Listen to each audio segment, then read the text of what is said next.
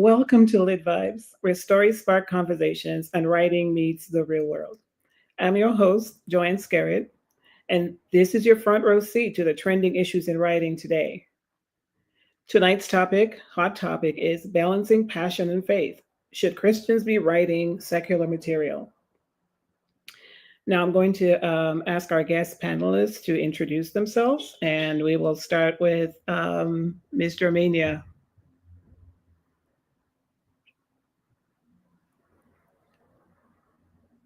Everyone, my name is Germania Collier Didier, and I hail from the beautiful island of Dominica. I am a member of the Whitey Kubuli Writers in Dominica. So far, I have taken part in fact, I've written my first book of poetry this year. It was launched in January, and some of my work is also found in the Montage Dominic, which is the anthology of poems and stories put out by Whitey Kubuli Writers. I've been writing for quite some time, but this was the first year that I really published self. Profession-wise, I've been a French lecturer for over 30 years, and right now I'm a freelance translator. It's a joy to be taking part in this Writers' Festival this evening. Great, thank you. Mr. Lee, Mr. John Robert Lee. Good evening to everybody. I want to thank Celia, who invited me to this session this evening. It's a pleasure to be with you all. My name is John Robert Lee. I'm St. Lucian, and I have some good friends over many years from Dominica, Alwyn Bully, Gary Didier, many people involved in the arts and literature there.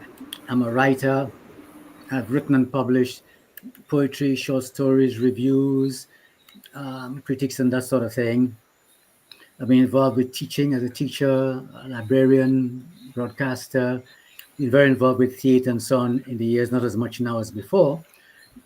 I'm also very involved in the Christian faith as an elder in my church, a preacher and a teacher. I have been described, and I would describe myself as a Christian writer. But then, through tonight's discussion, I would explain what I mean by that, what I mean by a Christian writer, who certainly believes that even as a Christian, a practicing Christian, I'm free to deal with my subject with so-called secular material. And as we talk further, I will in fact offer some definition of the secular and what secular material is about, and how the Christian writer, or in fact a writer of any religion, any faith, how we deal with the secular, the worldly situation in which we find ourselves. So that's a summary of sort of where I'm coming from. Excellent. Mr. Kima Coffee. Good evening, everyone. My name is Yakima Coffee Basil. I've been writing since the tender age of 8. So I've been writing for quite some time.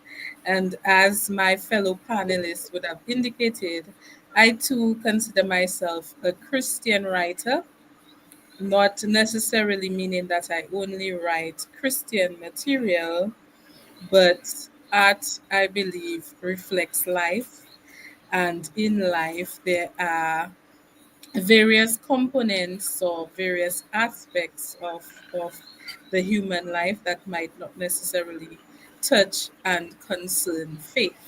So with that, I believe that it is critical, and in fact it is a responsibility of the writer to include every tenet of humanity in their writing. And so I'm interested to hear what my other panelists have to say, and I'm pleased to contribute to this discussion this evening. Great. Dr. Steinberg Henry. I want to say welcome to all of the panelists. We had a wonderful discussion last night. A special, it is a pleasure, Jemima, to find you on this panel. And of course, Robert Lee, when you knew me, I was probably a Yes. young man hanging around the theater. Right there. And when I heard you were going to be there, I thought, oh my God, it's going to be a pleasure to hear what you have to say. And I began to think of Edward Brathwaite's notion of the African religious culture Yes. and his um, his considerations that the secular and sacred in West Indian Caribbean society were integrated. I also began to think whether I should take off from the definition of faith as the substance of things hoped for, Mhm. the evidence of things not yet seen, and whether there in fact there wasn't a passion in particularly in every endeavor. So that I'm a writer, I'm a documentarist in radio and media, and I'm an advocate for the visual impaired and persons with disabilities because of my own condition. I also am a life and dissertation coach. I work with PhD students to guide them through the final works as they prepare for developing a dissertation for defense. So that, particularly those whose first language is not English. Other than that, it's just a lover of life. Great. And I think Miss Arlene. Um, Hello, good evening, everyone. It's such a pleasure to be here. My name is Marlene Lawrence, and I am originally from the Kulibi Street to be precise. And I live in Atlanta, Georgia right now. I am truly excited to be here tonight, and I looking forward to hear what everybody has to say. I carry a lot of hats. I am a professional fashion designer. I have also written. I have published about 9 or 10 books, but I have many books that I have written. I have something that I wrote on passion and writing. Is say God gives us all gifts, and writing is one of them. Passion drives creativity, and it's the that compels an author to put words on paper. The passion can be expressed in many forms. Children's book, self-help, whatever type of book. So writing secular books doesn't necessarily mean away from God. It can mean using your gift to reach a broader audience in ways that plant seed of hope, truth, and excellence. So I am truly excited about tonight's discussion and see what we're going to discuss and talk about. So thank you for having me. great. I think is Catherine. Did Catherine make it? Hi, everyone. Good evening. I'm happy to be here. And last night we did have a wonderful time. And tonight I suspect is going to be even greater. I'm an author. I have published some 18 books, and they're family friendly. And according to the topic that we're going to do tonight, my thought is if God didn't want us to do secular things as people of faith, some of the secular stories in the Bible would not be there. But we'll see what happens tonight. That's right. Well, yeah, it looks like we already have some topics teed up. And so let's just jump right into it. Um, Catherine, you said there are secular stories in the Bible, but is there really such a thing as a secular story or a Christian story? I mean, isn't, all of life, as it says, all truth is God's truth. So, Experiences. Yeah. right? So is there such a thing? And I heard I think it was the doctor who talks about putting out some definitions, but is there such a thing as secular writing and Christian writing?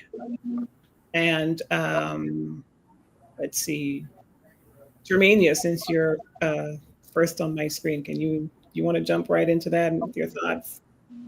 And people can just jump in as they fit in. Are you muted?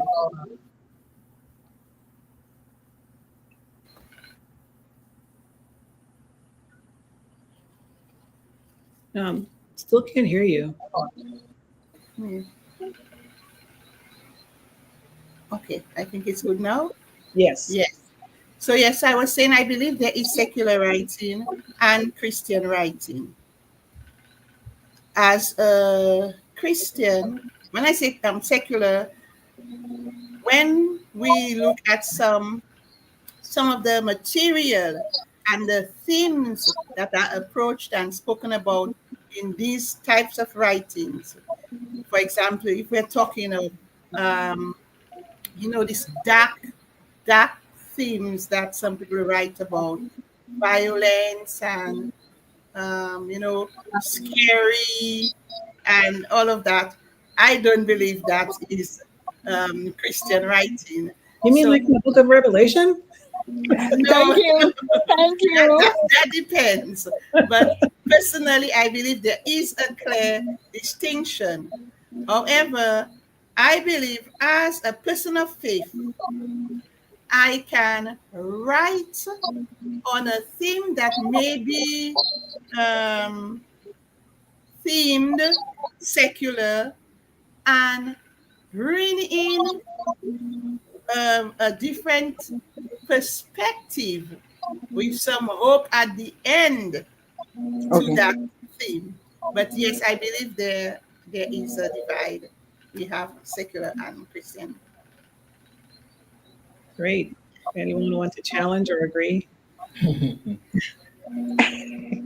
I agree in part that secular and spiritual writing can be separated, but at the same time, there's no way they cannot coexist.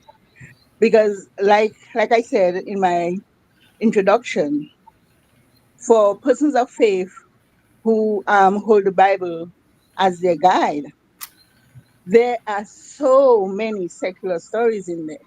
You have one brother raping his sister. You, I mean, these are the things that movies are made of, and these are secular. You have Jacob's son going in onto a prostitute. It's right there, you know, and it would be hypocritical of me, even as a person of faith, to not write about my experiences. Of course, um, like I didn't quite get to name, but like the last speaker just said, there are ways that we can write that it doesn't, quote unquote, offend. It can be family friendly, but secular writing is just about life experiences. So, Mr. Robert Lee, I think it was you, tell me if I'm wrong, who Uh-huh. talked about definitions. I'm hearing a couple of things so far. I'm Right. hearing there must be some arc of redemption or hope in the writing. I heard family friendly. I heard doesn't offend. What is your definition of secular versus Yeah, non-secular? well, yeah, I agree. Let's start with some almost basic definitions. Secular, and I did a little reading upon that earlier, refers to things that are not spiritual or religious.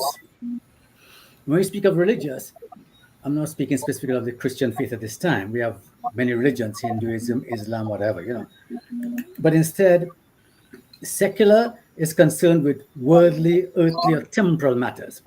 It describes something that has no direct connection to religion or sacred institutions, such as what we call secular music, the dancehall music and the wild carnival music and so on, or a secular government. Governments who, don't really care. They may give lip service to religion, but don't really are guided by it. Now, the term can describe, well, this one is not really important. Somebody not bound by monastic vows and so on. So the key aspects of the definition, worldly versus spiritual, or worldly versus religious. Now, again, I think those of us, all of us are writers here.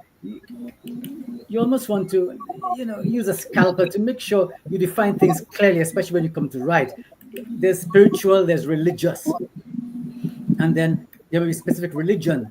From what I hear, I think all of us seem to be Christians here, who's following the Christian religion at whatever level, and not other religions, Islam or Hinduism or Rasta.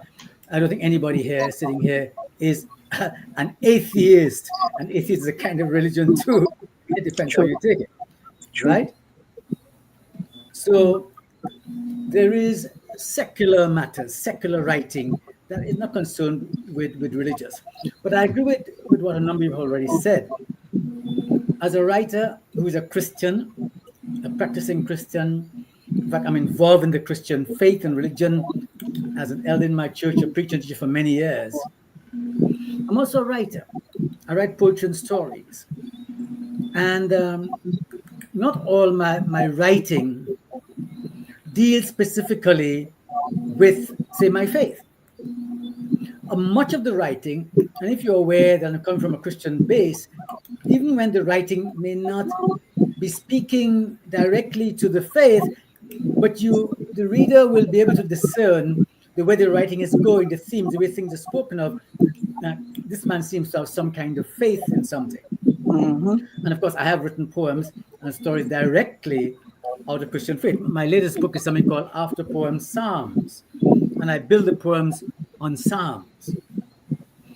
I've also written stories where I take Christian characters and I throw them into quote unquote secular situations, flesh and blood situations, real situations.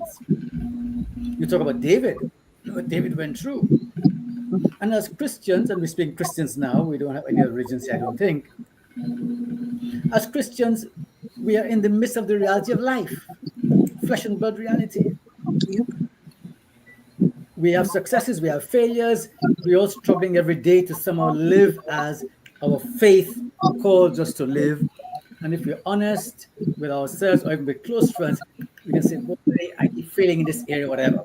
And so some of my stories try to show people who are church people, whatever, but caught in so-called secular situations. And they're pretty, quote unquote, raw in a sense. But certainly I would consider myself a Christian writer and have been described as a Christian writer. But just to close here, nothing wrong with a Christian or other religion, man can be an Islam or Muslim, whatever, writing secular material dealing with the secular world in which we live. And to me, that's the point. Jesus said, go into all the world and preach the gospel. We're preaching the gospel to drug people, prostitutes, all the rest of it. So as a writer, certainly I can write what is called secular material, but at best, I will be bringing to bear my own Christian world and life view on the situation without being overly religious. I'm very careful about that. You don't want to go out there sort of overly religious. Now, there's a place for tract writing. I write a monthly column in a local newspaper, which is preaching the gospel. So there's a place for specifically clear religious writing. But here, if we're speaking of creative writers together, Yeah. we're speaking more of bringing our faith and our beliefs and our own struggles. Let's be honest, our own struggles to live that faith into what we experience with our own lives in the secular world. And to me, Right. that is good, solid writing, honest. And Right. people will pick up Run and away say, from well, that. I know what you're talking about. Okay, so Right. much for that. So Right. you brought up a couple of things I want to hear from Sure. other people on. You mentioned the Great Commission, going into all the world. And Right.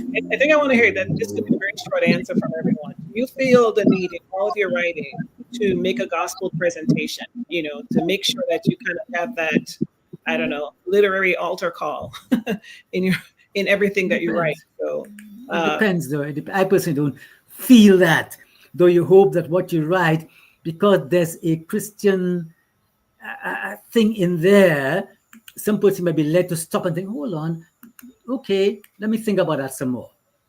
anybody else? Does anybody else have a different point of view?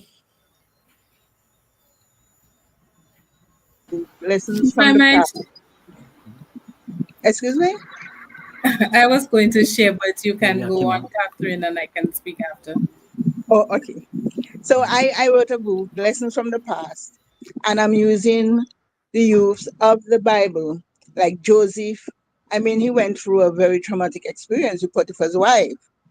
And basically, what he's saying to young men and women, these things may happen, and you just need to know where your head is at. Because, yes, and he says in the story, well, what I had him saying is, when she came at him, he's a young man, so his body came alive, but he controlled it. So that is a biblical story, but talking to persons in a world where these things happen. We also have this, well, we said to make it short. Bottom line is, no matter what you're going through, unless you were born and raised and are living in a monastery or a convent, you cannot escape secularism. It is part of your life. That's how it is. Go ahead. Okay, thanks for sharing, Catherine. What I would like to add to this discussion, well, I subscribe to the Christian faith. And so I think that to a certain extent, that would inform my writing. So I don't necessarily see there to be Christian material, quote unquote, in the sense that, as other panelists would have shared, even in the Bible, we see that there would have been incidents or stories pertaining to moments of weakness, even within God's people, right? We see that with David, we see that with multiple biblical characters. And so I think that our duty as Christians or writers in general is to write the truth. When you write, you certainly want characters that resonate with humanity, that resonate with people. Characters are real, they are flawed. Every human being is flawed. And so you would want to depict that through your art. I think, though, that there is a distinction between the material itself and perhaps the way that the material is um, offered or presented. So, whereas there might not necessarily be Christian material in terms of the content, because love is part of the Bible, war is part of the Bible, you know, sin is part of the Bible, right? But I think that there is a distinction between the content itself and the way that it is relayed. So for me personally, there will be boundaries in how that is expressed. You'd find that if you look at even the writing of, let's just think of it in terms of music, in terms of the writing of calypsonians, you would see a vast distinction between that and maybe some more modern styles of music. Like right now, we're seeing the popularization of the nasty business branch of Buyo, right?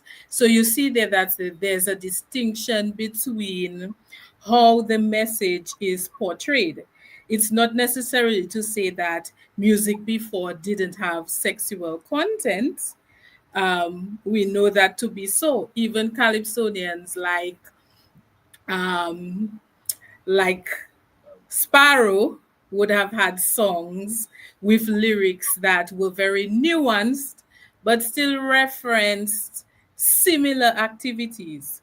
But I think for me personally, it's in terms of how the message is relayed and the boundaries. So while you can express the same content, I think that your faith will inform the style that you use in your writing.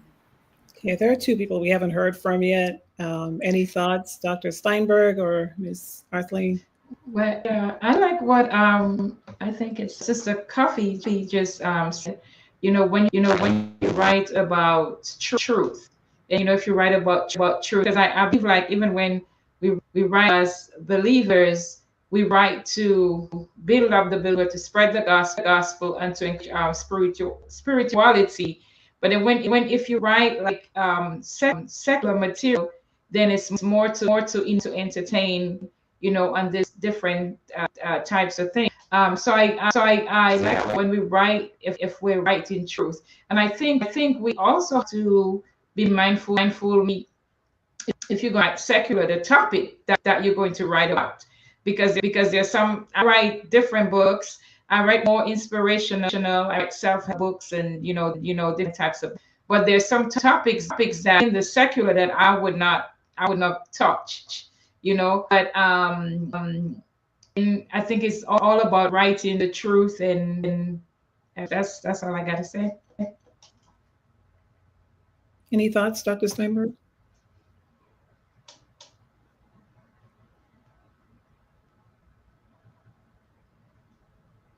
I almost do not know what to say. But as I said initially, I guess when I was first introduced to the book of Hebrews by my father, it was because he asked me the question, what is faith? And I was about 18 and I didn't know what faith was, though I had, you go to Sunday school, you read Matthew, Mark, Luke, and John, but we stopped there. And I discovered the book of Hebrews in the 11th chapter, talking and saying faith is the substance of things hoped for. Because I thought part of the subject of this discussion was faith and passion, whether you should be secular or sacred. The substance of things hoped for, the evidence of things not yet seen. And that is process.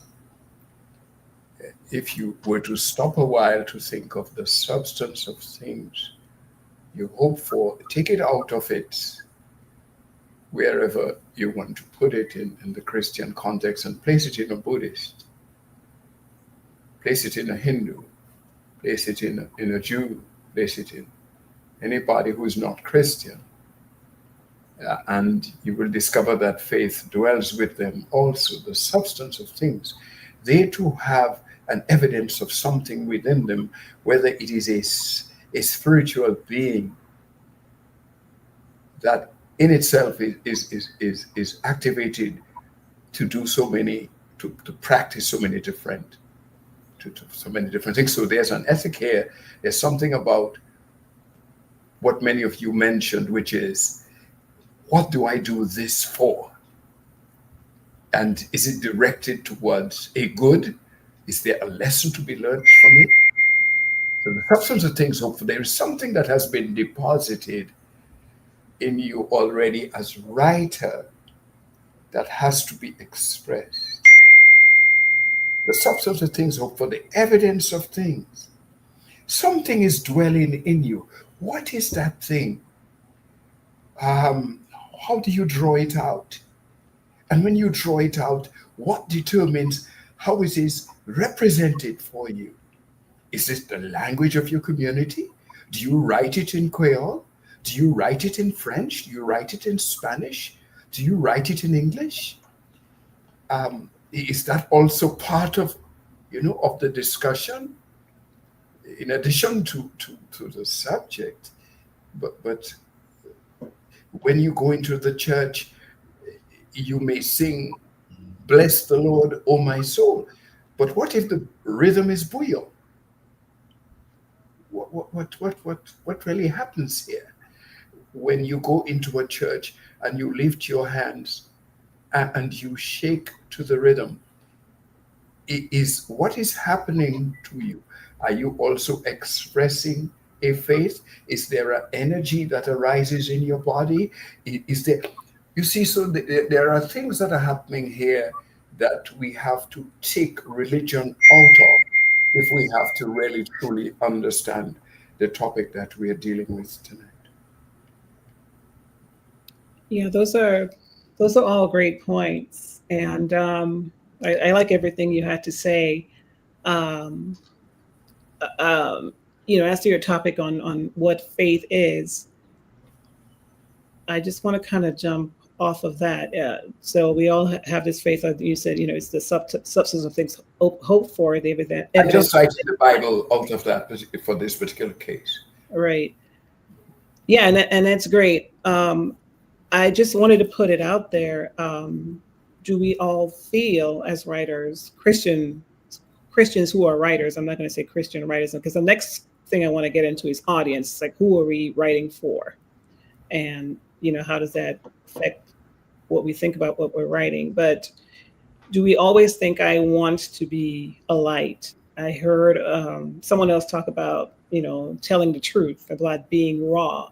We raised various subjects that we see in the Bible. There are certain parts of, I think it's the book of Ezekiel and Jeremiah, and you read that and you're like, oh my gosh, that's in the Bible, right? So we can say, that even in the word as it was delivered to us, there is some rawness, there is some language that it definitely is just, oh my gosh, that sounds inappropriate. You might hear that in one of the Booyah songs, right? But how constrained do you feel, or is it a constraint, to be a light as a Christian and to also tell the truth? Because there's a whole genre of like Amish romance, and it's mostly Christian out there, but we know for like 95% of people that is not reality, right? Just before you go on, I would just like to drop in a little note further to help build a context for this also. Probably the writing process. I mean, you just be real. You're up one morning at 2-3 o'clock and you feel, or 7 or 8, you feel you want to write. What happens? How do you come to the first word? And is it all out of your intellect? When the first word appears, what happens between the first and the second? Is it an act of faith? You see, there's something happening in that I think we need to keep in mind. Any thoughts? Anyone?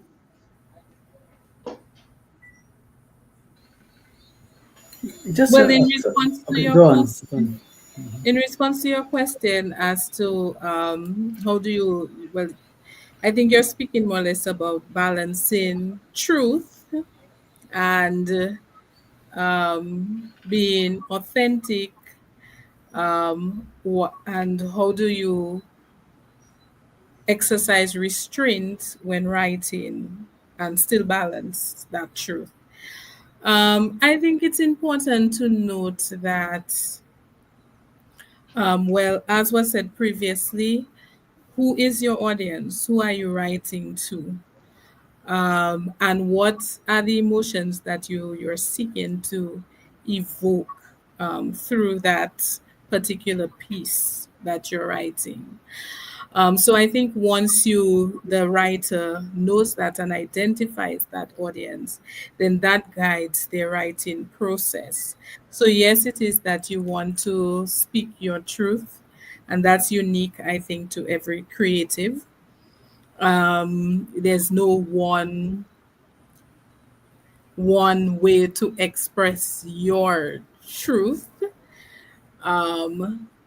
But as Christians, we do believe that there is one truth. And so that truth, as it pertains to our faith, is guided by the life of Jesus. And so the reality is, yes, that fact does or ought to restrain us, I think, to some extent. And why I say to some extent is because even though there have been moments in the Bible that seem raw and, kind of out there, we would realize that the Bible is both prescriptive and descriptive. So there are elements of the Bible that are purely descriptive, where the author of that particular book or chapter is just describing what took place, what transpired. And then there are other sections of the Bible which are prescriptive, in the sense that this is how you should live, right? So when the Bible speaks to David and Solomon having multiple spouses, as Christians, we do not believe that that is prescriptive. We don't believe that that's guidance as to how the Christian ought to live. But we believe that in that situation, it is descriptive in that the Bible is saying what took place historically, right? And so in your writing, it is like that too, to some extent, in the sense that you may write a story um, based on a historic moment, and you are speaking to what transpired in the days or months leading up to that moment. And you might even add a splash of romance. So if you think of the writers of the um, Titanic movie, the sinking of the ship is a historic moment that actually took place. I don't know if the Jack and Rose actually existed. But they give us that spin of passion in there. So they've added to some extent to a historic um, tale. And so the writer has the license to do the same. This is not necessarily guidance on what a person ought to do. It just is telling a story of either something that actually happened in the past, or it could be an exaggeration or add on to that incident, right? But then there are moments that you might want to write and speak to the Christian lifestyle itself. Um, in those moments, you may be more prescriptive. So, if, for instance, you were to write a piece admonishing persons to pray and read their Bible more regularly, then that would be more prescriptive. And I think that audience, you're writing to that audience, so the style of your writing would be a bit different. So that's why I think that, when yes, you speak your truth when you're writing, but yes, you are constrained in a sense by your beliefs. And so while you want to express, perhaps the passion and all of that of the moment, or if you want to give the details of a historic moment, then you have the license to do so. But I think that, yes, certainly as a Christian, you will be restrained by your faith. And that's Just a not quick question to you. If I said Jesus was an African Messiah, would that make a difference to your Christian writing, the images that you put in it?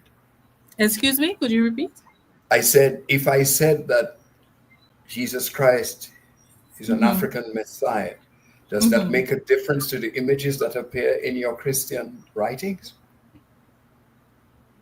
I think so. I think that that's the reason that we add setting and so on to writing. It sets tone. It allows the reader to have a certain visual. So if you say that he is a Christian Messiah, there's a picture that An emerges. African, no, not a Christian An one, an African, African sorry, Messiah. an Yes, yes. African Messiah. They There may is a be the certain same incidentally, visual. but it's wonderful. Yeah.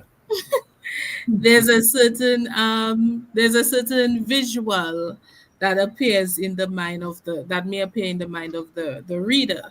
So that's if you practice writing and you invoke tone and setting and all of those, then certainly the impact that that has on the reader. So I think that it would change the view based on what you include.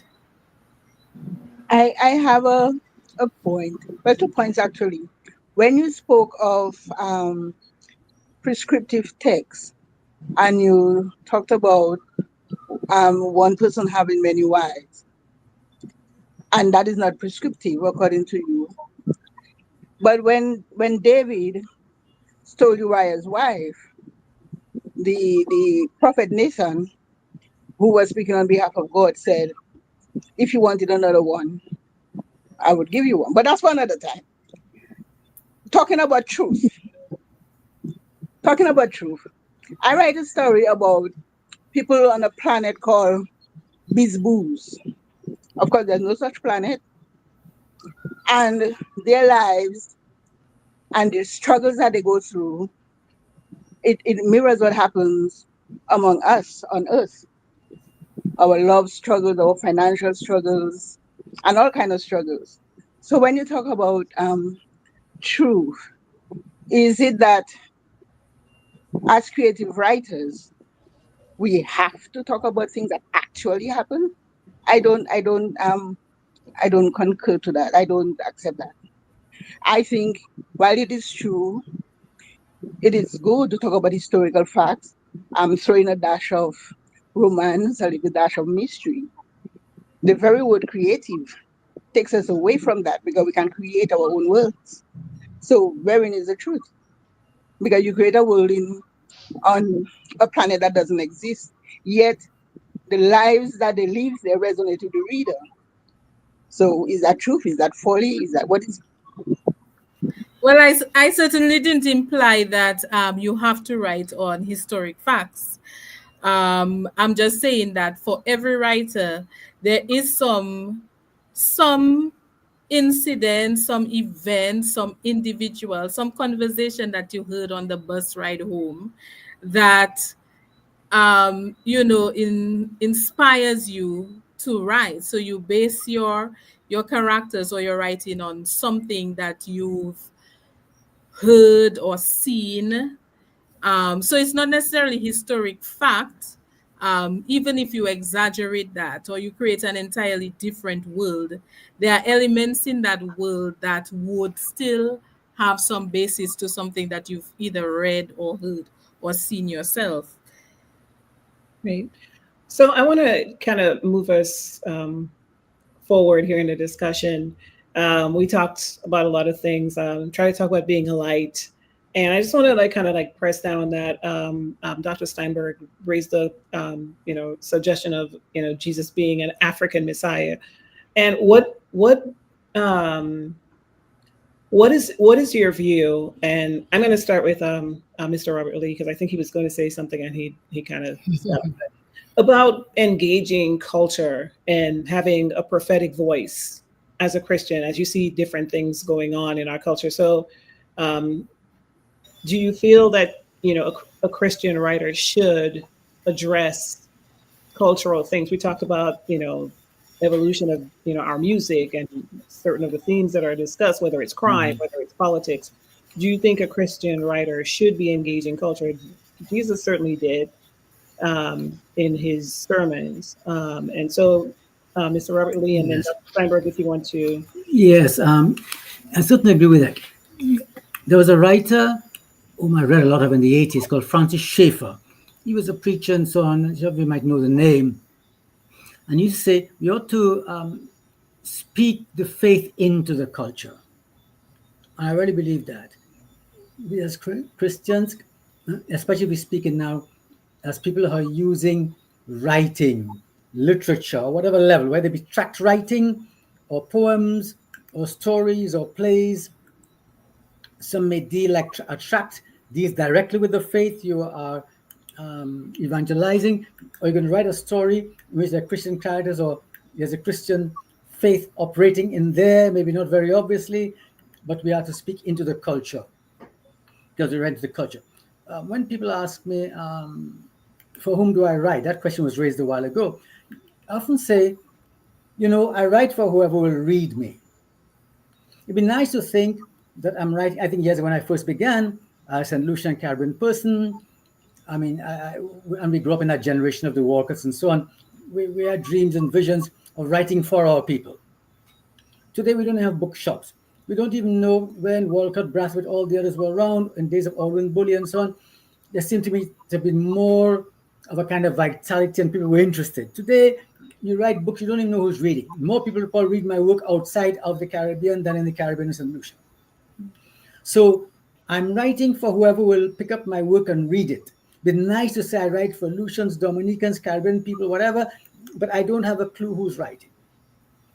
And to come directly to your question, as a Christian writer, someone who holds the Christian faith, who doesn't always write specifically, quote unquote, tract material.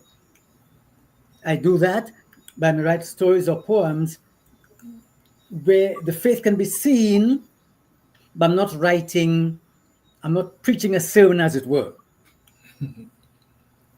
Then whoever picks it up, because in fact, I think the way the world is going, God whom we serve wants people like ourselves to be able to go into that culture.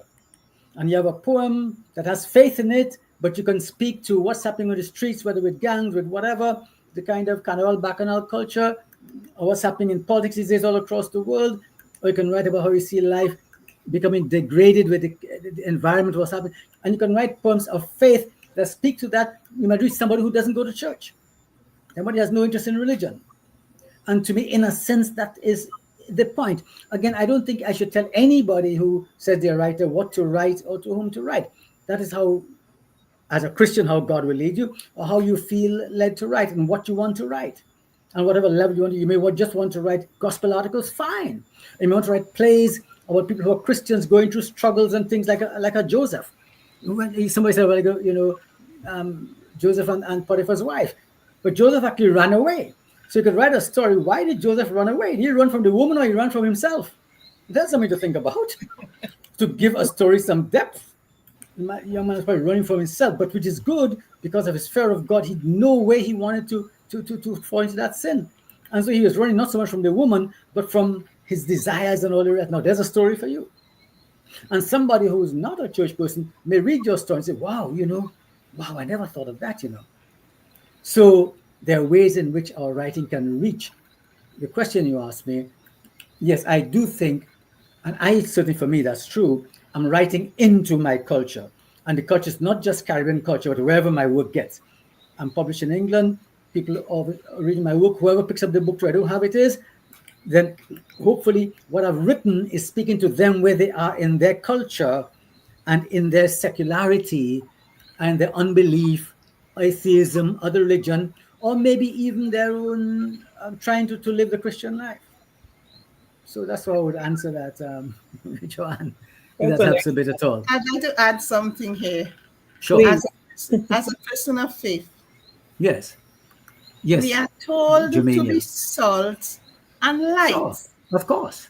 And even to the culture around you. That's John right. was just saying, I cannot stay in my culture and have my culture be corrupt and do nothing or say nothing and just stay in my Christian bubble. So, for example, I have written a poem entitled The Age of Consent. In Dominica, it is 16 years. Right, okay. And the beginning of my poem says, she can vote. She can't drive. Right. But she can give consent. Consent to what? Sex? Now here it is. You have your 16-year-old daughter. Right. And even if she gets pregnant and goes to the hospital, she has to have an adult with her. She cannot sign for the abortion. Right. Why should she have the right, the consent to have sex? So in the end of my poem, I says, is there a hidden agenda? Is there something we should know? And I call on women politicians to rise up and say so. Our daughters, they are not things. To hear girls be referred to as the thing, my thing. And all. Sure, exactly. So no, I am very upset. I have 2 daughters. And I'm very upset that this law is still there. And so my desire is that this law gets thrown out. Let her wait for 18. She'll be an adult then. Why the rush? So here it is. That is my call. That is my into the culture, to the culture. Yeah. My culture. That you're speaking to your culture. Yeah. Perspective in my culture. I can't just sit down and do nothing or say nothing. So yes, I think as people of faith, we have a right to infiltrate our culture. Yeah, Good I agree with that. I yeah. agree with that. Yes, speak into your culture.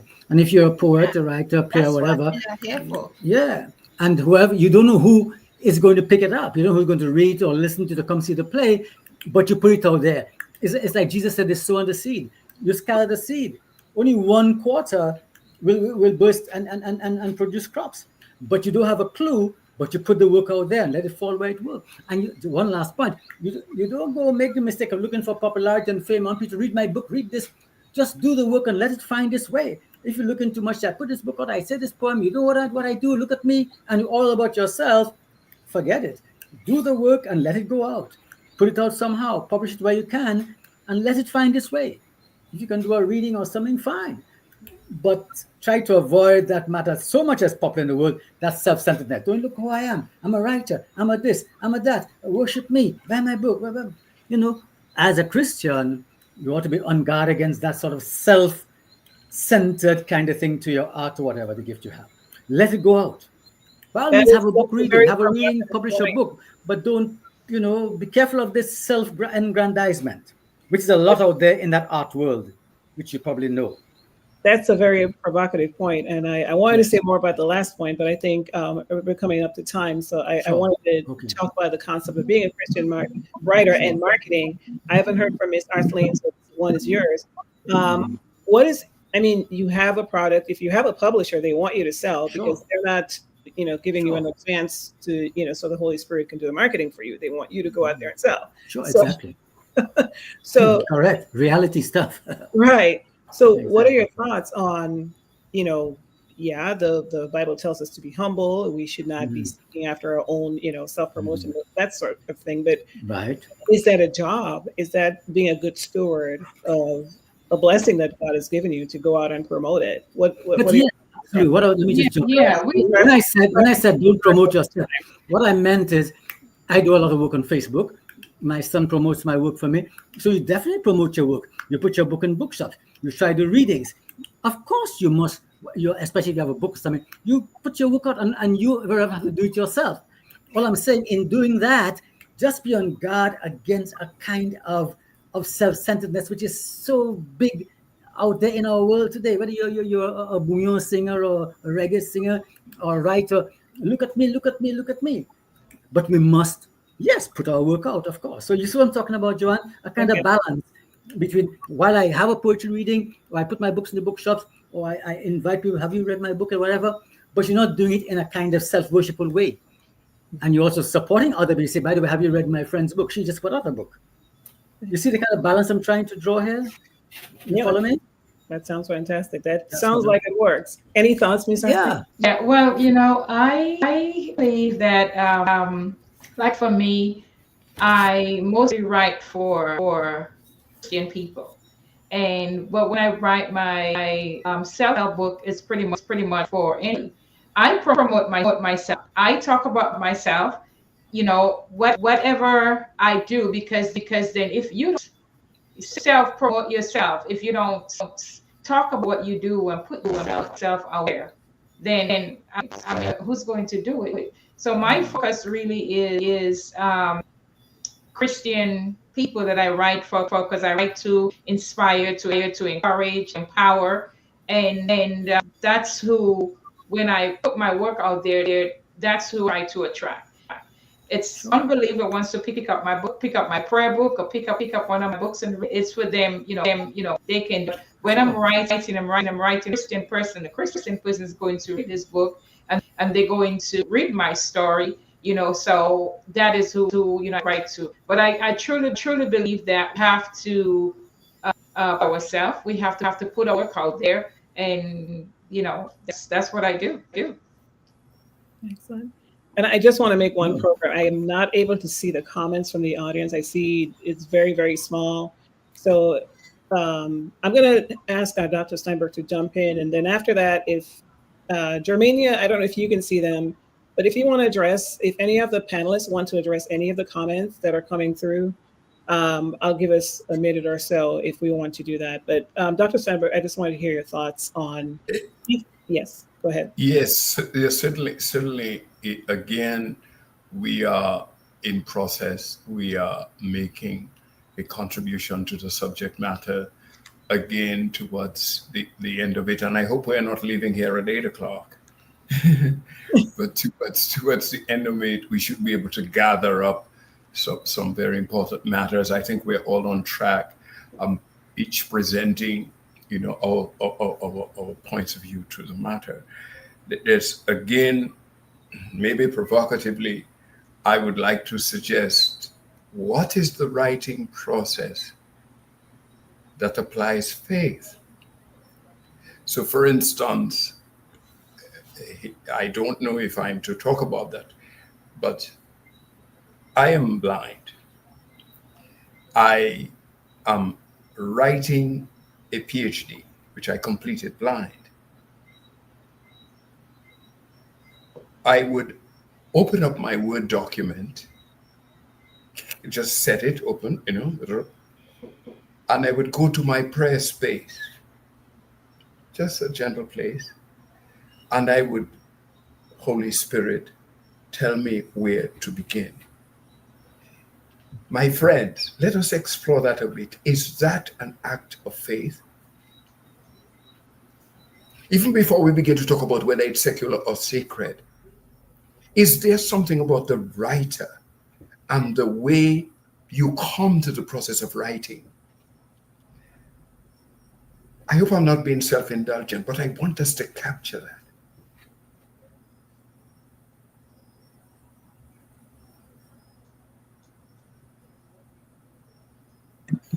Well, what I I was think oh, sorry.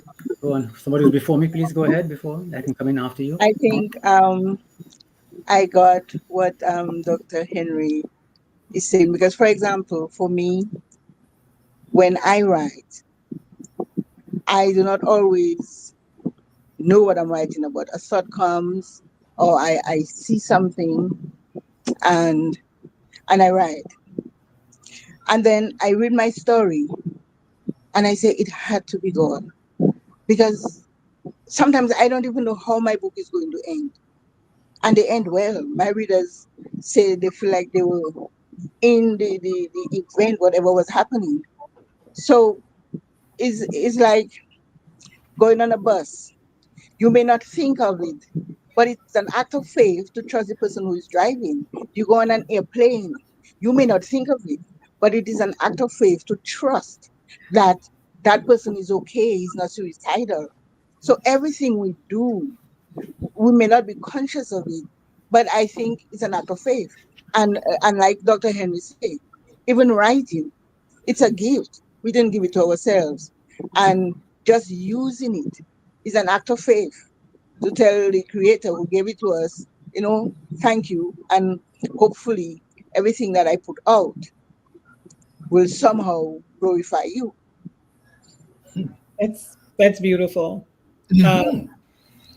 It's 8 o'clock, and I think Sam can tell me when we're going to get cut off. But I'm hoping that we can get at least one or two lines from everyone else. Just final thoughts on balancing faith and passion and creativity in writing. So, Germania. Yes. So as the one who just spoke, she said that God sometimes she thinks, how did she write that? Well, my writing, I call the Holy Spirit my co-partner. So I'd listen to a sermon or I'd be reading the scripture and a thought would just jump out at me and I'd just start writing. And I'd end up writing a poem in quick time and rereading it.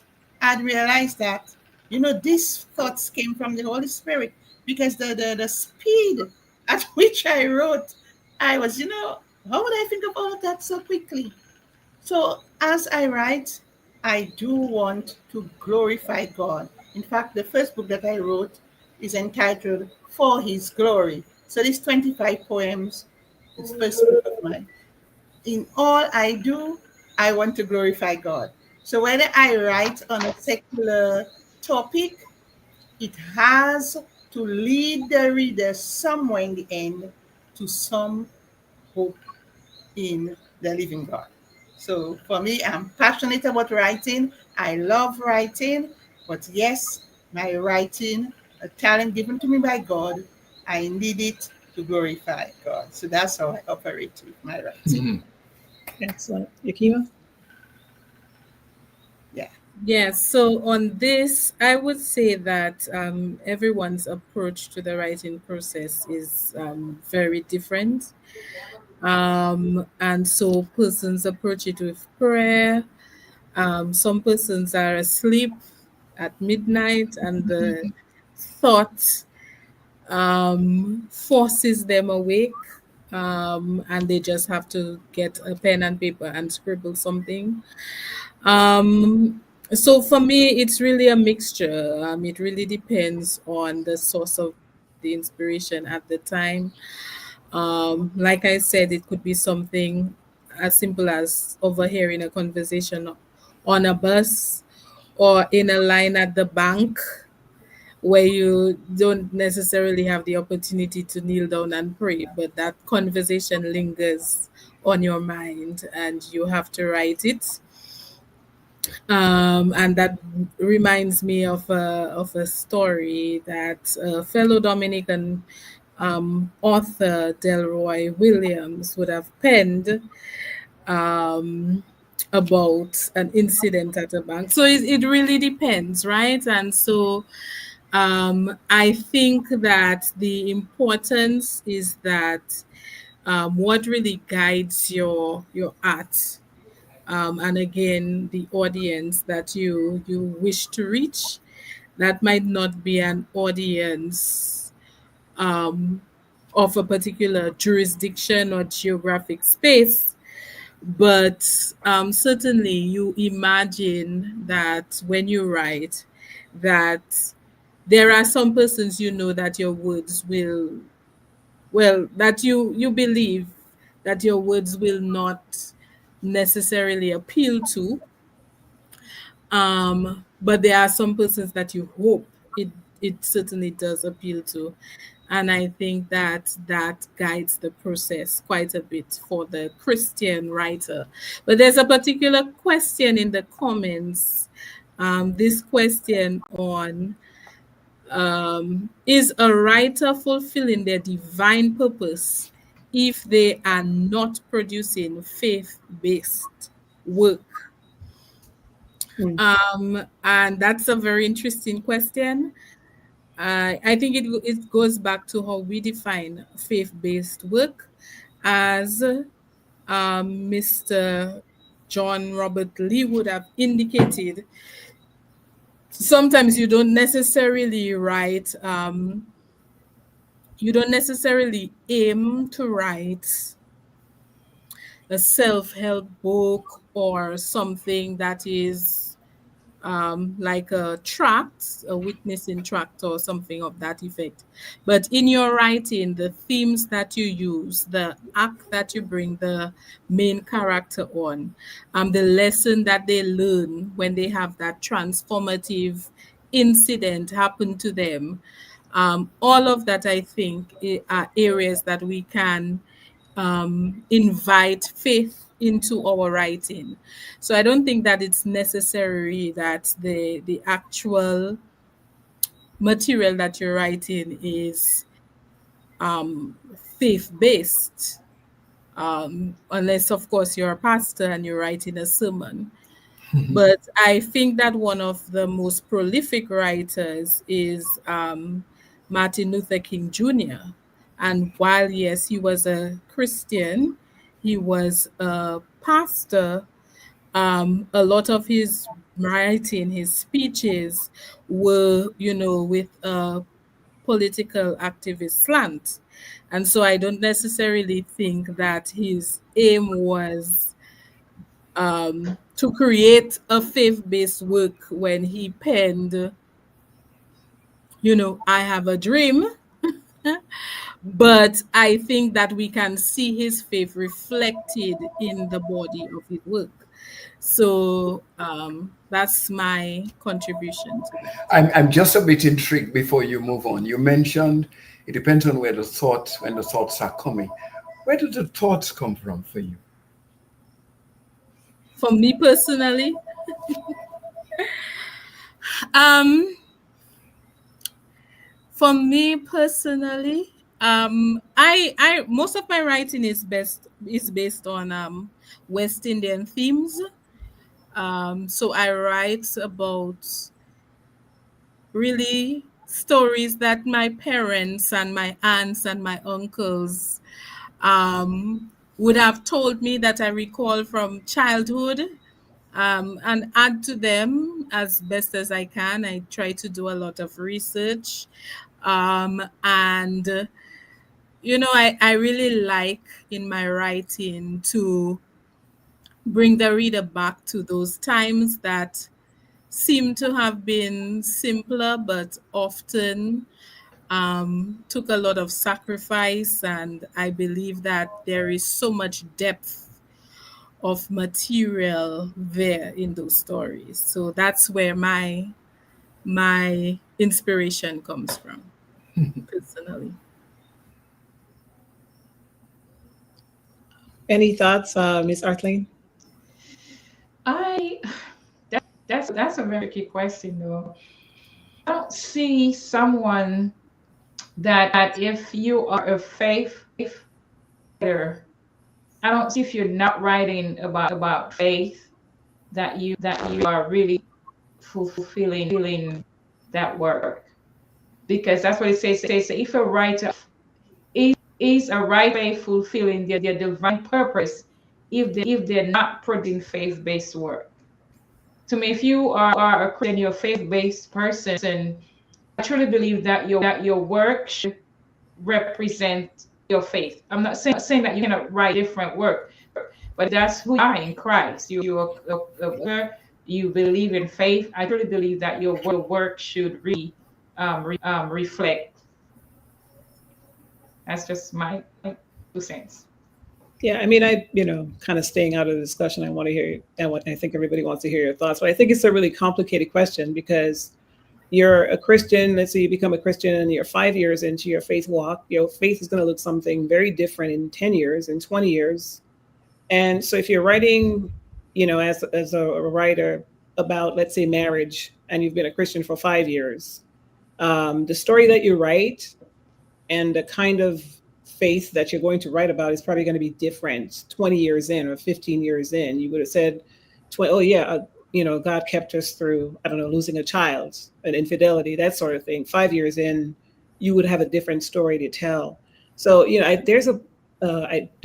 can't remember the verse right now. I think it's in Matthew. It says, out of the abundance of the heart, the mouth speaks. So I think that's where, a lot of our stories come from. It's where our heart is, where our heart is with God, the things we've experienced, our culture, our backgrounds, and all of that. And that's going to change over time. So I think, even as a person of faith, you're not going to be telling the same story at, all the time just because you're a Christian. That's why I asked earlier about, are you always going to have the presentation, like, come to Jesus, he died for your sins, repent.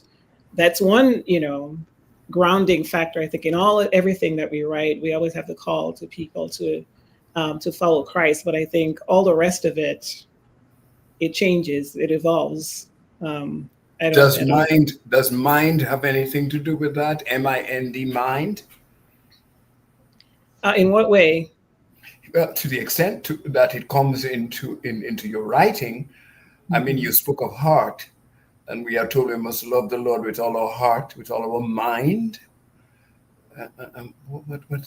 Where does mind come in all of this, and what is it to us as writers? Well, Well, certainly, I would say yes. I don't know if Joanne wants to continue, but I would say yes. There is a scripture in, I believe, First Peter 2, which speaks to, newborn babes desiring milk. But then as you grow in your faith, then you're expected to mature. Right. So I think that the mind does play a part in that, when you just come into the faith, as she said, like in marriage, the story that you tell 1 or 2 years in will be greatly differ from the story that you tell at 5 years or 10 or 20. And I think it's the same thing on the Christian journey that, and even as a writer, that the first, even in terms of the first draft you write of a story is usually very different from the final. So you're expected to grow and mature in the same way that you are expected to grow and mature in your Christian walk.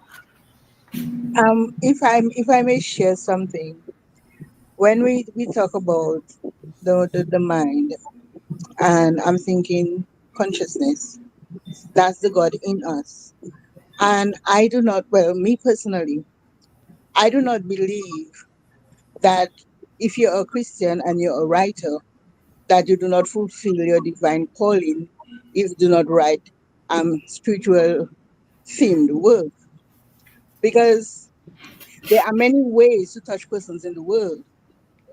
When I started going to church, nearer my God to thee would call me to the altar.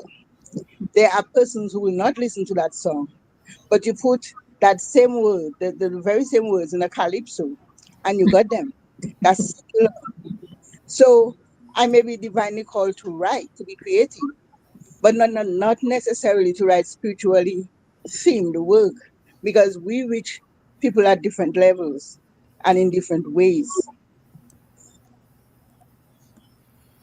Robert, I think you should come in here. Yeah, well, just some final thoughts because I need to slip away in a while. Yes, we have exactly 3 Yes. minutes left. Okay. As people were talking towards the end here, something we have not really specifically touched on. Okay, we are Christians, we are people of faith, whatever level we're at. But we feel we've been given the gift of writing, and that's an art, just like painting or dancing or music. Writing is an art and it's a gift. Not everybody can write. But what kind of writing do you think you have the gift for? Is it poetry? Is it short stories? Is it novel? Is it plays? Is it nonfiction? Some you may feel you want to write tracts or write about family, write about marriage, write about bringing up children. The society, like I spoke about Francis Schaeffer, preaching the gospel into the culture. What kind of writing do you feel called to? You may be better at nonfiction than trying to write poetry. You may be a terrible poet. You see what I'm saying? So you have to try to find at what point, if you feel called to writing, that you have the writing gift. And I think this is a gift, and ultimately for us as believers, a gift from God. What kind of writing is my gift that I can work on and shape and develop and grow? And yes, I may have an audience in mind. I would like to, maybe you write for young people. It's great. There's a whole area of writing for juveniles, for young people. You may want to write a nonfiction or fiction for young writers, for young readers. That's your audience. So begin to work on that and to shape what you're doing. Writing is hard work, like all arts. And because you're a Christian and you go and pray and you fast, you go get up and write no great book or great poem. You have to say, Lord, you give me this gift. Help me to learn how to write, how to do it, how to learn from other writers. Lord, just help me. I would like to do well at this art, Lord. And it takes work. You have to put your head down, as Steinberg mentioned a while ago, at sometime in the morning, maybe you get up and you plan what you're writing and how. So we're talking about serious matters here. If you want to be a quote unquote good, there's another word I want, but it's not coming now, a writer. In other words, accomplished. I know what I'm about. I can write a story, I can write a poem, I can write a play, I can write a piece of nonfiction. I can even write a full book on family matters. I can write a book for young people. So these are the kind of things I would like to throw out, which all of you already know about, but I thought I would just underline that. Yeah, those are excellent points. And I just want to thank all of our panelists. This was a really great discussion. I like the way we ended on talking about writing as a gift that's given to us from God. I mean, we see God is a God of excellence. He gives us good gifts. He gives us ways to improve our gifts. And he demands excellence from us. I mean, if you look at the exactly. book of Exodus, I'm glad you mentioned that. God demands excellence. So you can't just write some foolishness and throw it. I'm a big writer. No. God expects excellence, and we have to learn from other writers who already have excelled and work at it and try to give God the best. Yes, I'm glad you touched on that point. It's a point we should not forget. Right, as Ms. Dormina said, the heavens declare the glory of God. So let's Precisely. declare the glory Excellent. of God in the wonderful gift that He has given us. So Yeah, good his night, hard everybody, work. and thank you. Good Sorry we night. didn't get more of the Good to comments. meet you all. Steinberg, good Good to see you night, again. Good to see everybody. Nice, Give everyone. Gary my regards, Jaminia. Yes. Please. Good Okay. night, everyone. Everyone. All right. All Good right. night. Thanks a lot. Bye. Good Great night, job. everybody. All right. Good Bye-bye. night. Now let's see how we come out of this. Bye bye.